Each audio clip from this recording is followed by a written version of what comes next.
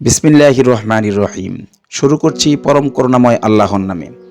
এখন রমজান মাস, রহমত, বরকত আর মাগফিরাত নিয়ে আসছে পবিত্র রমজান মাস। আজ পবিত্র শুক্রবার। এখন সূর্যমামা ঠিক মাথার উপর, প্রচণ্ড কাঠফাটা রোদে রাস্তাঘাটে লোকজন নাই বললেই চলে। তবে যাও দু চারজন বের হয়েছে জীবন জীবিকার তাগিদে। আমি বাতিজাকে সঙ্গে নিয়ে বের হয়েছি ঐতিহ্যবাহী সন্তোষপুর রাবার বাগান দেখতে। তবে রাস্তার দুপাশে গ্রামীণ প্রাকৃতিক আপার সৌন্দর্য আমাদের মুগ্ধ করে। সবুজ ধান ক্ষেত, নানা রঙের ফুল, নদী, খাল, বিল, পাহাড়, বন সবই গ্রামীণ প্রকৃতির অবিচ্ছেদ্য অংশ। তাই তো শহরের মানুষ কাজের ফাঁকে সময় পেলে দৌড়ে যায় কোনো এক নিরিবিলি পরিবেশে কিছুটা সময় কাটানোর জন্য। তবে আমাদের সবচেয়ে মুগ্ধ করেছে রাস্তার দুপাশে ড্রাগন বাগান আর আনারসের সুদিগন্ত বাগান। আনারস মিষ্টি, রসালো ও তৃপ্তিকর সুস্বাদু ফল, যা মানবদেহের জন্য অনেক উপকারী। এতে প্রচুর পরিমাণ vitamin A, C, calcium, phosphorus এবং পটাশিয়াম রয়েছে। ফলটিতে প্রচুর পরিমাণ আঁশ ও ক্যালোরি রয়েছে। এটি কোলেস্টেরল ও চর্বিমুক্ত, তাই স্বাস্থ্য সুরক্ষায় এ ফলের জুড়ি নেই। এখানকার মানুষের প্রধান জীবিকার উৎস হচ্ছে আনারস। তাই তো রাস্তার দুপাশে নতুন আনারস গাছ রোপণ করছে এবং পুরাতন আনারস গাছ উপড়ে ফেলে দিচ্ছে। দেখতে দেখতে আমরা প্রায় রাবার বাগানের কাছে পৌঁছে গেছি। এখানে এক মামার কাছে জিজ্ঞেস করে জানতে পারলাম যে সামনের রাস্তা দিয়ে বাঁ দিকেই রাবার বাগান। হাজার হাজার গাছের দৃষ্টিনন্দন সারি আর বন্য বানলের লুকোচুরি এক সুন্দর সমাহার সন্তোষপুর রাবার বাগান। রাবার গাছ থেকে শ্রমিক তথা ট্যাপারদের কষ আহরণের দৃশ্য এবং সেই রাবার কষ থেকে রাবার উৎপাদন ও প্রক্রিয়াজাতকরণ পর্যটকদের মুগ্ধ করে। এখানকার প্রকৃতির সৌন্দর্য, শাল, গজারি গাছ, বন্যপ্রাণী, পাখিদের কিচিরমিচির শব্দ যে কোনো মানুষকে দিবে নির্মল আনন্দ। সন্তোষপুর রাবার বাগান বাংলাদেশের ময়মনসিংহ জেলার ফুলবাড়িয়া উপজেলার নওগাঁ ইউনিয়নে অবস্থিত। নয়নাভিরাম পাহাড়ি বনাঞ্চল সন্তোষপুরে এর অবস্থান। 80-র দশকে তৈরি করা হয়েছে এই রাবার বাগান। বাগানটি বাংলাদেশ বন বিভাগের অধীনে নিয়ন্ত্রিত। আমরা বাগানের গেটে প্রবেশ করে এখানের মসজিদে জুমার নামাজ আদায় করে নিলাম। অতঃপর কোনো একজনের কাছ থেকে অনুমতি নিয়ে রাবার প্রক্রিয়াজাত কারখানা পরিদর্শন করতে গেলাম। প্রথমে দারোয়ান মামাকে সালাম দিয়ে রাবার প্রক্রিয়াজাত কারখানায় প্রবেশ করলাম। অতঃপর একে একে সমস্ত কর্মযজ্ঞ দেখতে থাকলাম। প্রথমে রাবার গাছ থেকে রাবার কষ সংগ্রহ করার পর তা একটি চেম্বারে 12 ঘন্টা রেখে দেওয়া হয়। 12 ঘন্টা রাখার পর এটা জমাট বাঁধে। অতঃপর জমাট বাঁধা এই চিপসটি রোদে 12 ঘন্টা শুকানো হয়।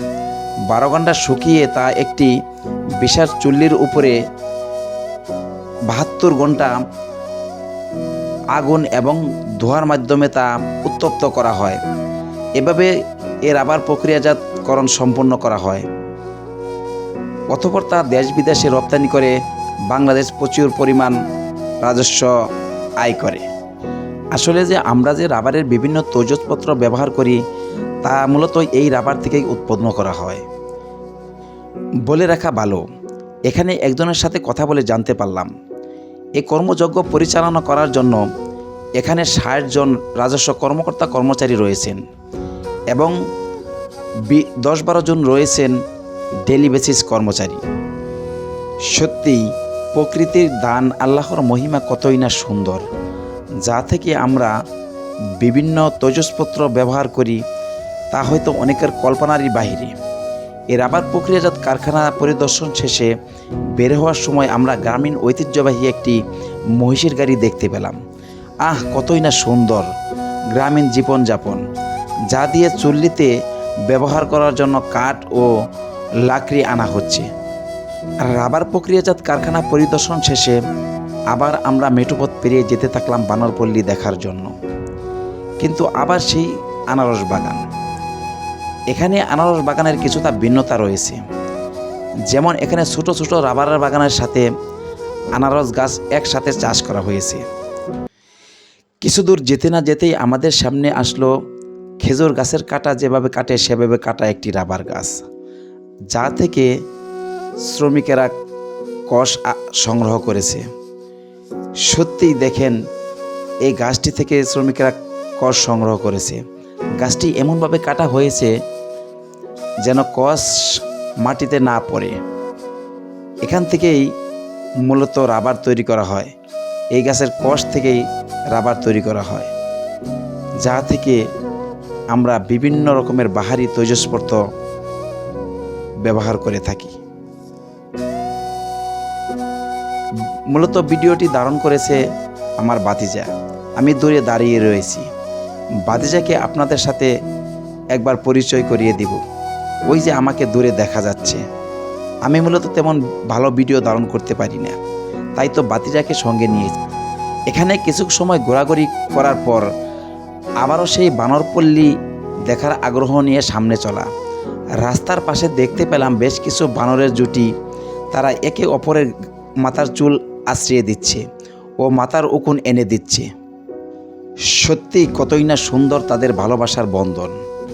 আশরাফুল মাখলুকাত তথা সৃষ্টির সেরাজীব হিসাবে আমাদের মাঝে এমন ভালোবাসা এখন আর নাই বললেই চলে।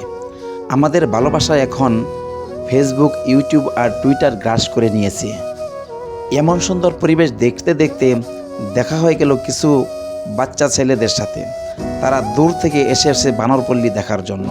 তাদেরকে জিজ্ঞেস করলাম বানরপল্লী আর কত দূর। তারা দেখিয়ে দিল সামনেই বানরপল্লী। অতঃপর ফাইনালি আমরা বানরপল্লী এসে পৌঁছে গেলাম।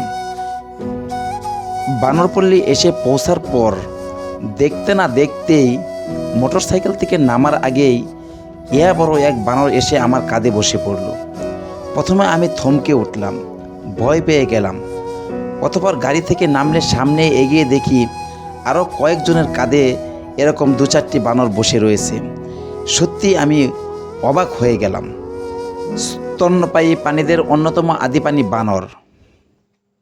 দুষ্টুমি আর অদ্ভুত সব কর্মকাণ্ডের জন্য সবার কাছে এরা পরিচিত। বুদ্ধিমান ও সামাজিক জন্তু এই বানরের বেশিরভাগ প্রজাতি গাছে বাস করে।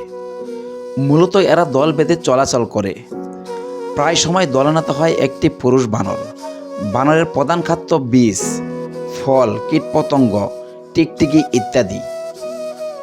এরা নিরামিষভোজী, কিন্তু এদের বাসস্থান ও খাদ্যে অনেক বৈচিত্র্য রয়েছে। মূলত মানুষের সঙ্গে বানরের অনেক মিল রয়েছে। মানুষের রক্তের গ্রুপ ও বানরের রক্তের গ্রুপ একই।